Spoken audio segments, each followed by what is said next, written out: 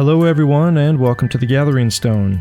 Today's character design is of an awesomer fighter from the desert, and while that's going on, I'd like to share some of my earliest recollections of inspiration. So let's hop on in. So I was thinking about this the other day, and it's something that comes up every so often. Sort of like a glimpse through a time-traveling window, as you recall a vivid memory from your childhood. In particular, this flashback is about a children's show from the 1970s and 80s called Mr. Dress-Up. You could think of it in the same vein as Mr. Rogers' Neighborhood, Fred Penner's Place, Sesame Street, or Blue's Clues for a more modern comparison. It was a slow-paced show that I would watch on sick days or early Sunday mornings on PBS. One with a good message that showcased a plethora of different activities, people, and most importantly, it focused on the possibilities of using your imagination, and from within that space, Mr. Dress-Up would often draw. He had a wooden easel set up with an oversized pad of paper and would incorporate a story or guessing game with the audience as he illustrated elements of the story for our viewing pleasure.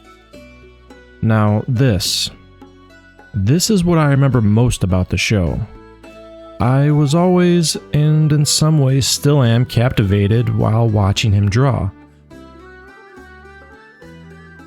It wasn't complicated or anything necessarily impressive, but there was some magic to the lines and shapes that formed, which held my attention, leaving impressions that reverberate to this day that I didn't even realize until re-watching some of the episodes recently. Within just a few clips, I saw him sketching out chickens, potatoes, heads of lettuce, jars of peanut butter, amongst other similar items. And it struck me that those are some of my favorite things to draw.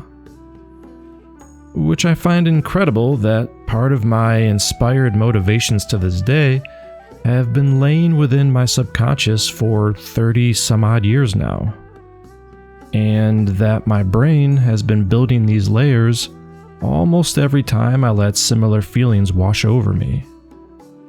Sometimes like an itch that needed to be scratched, while other times just a relaxing enjoyment that held my attention.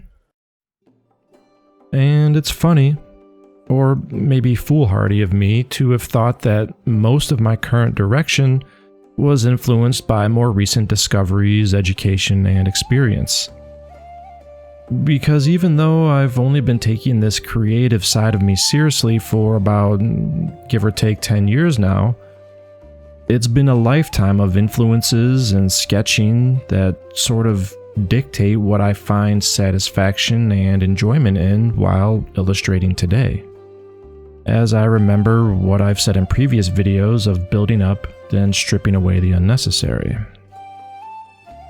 Anyways, that's just me.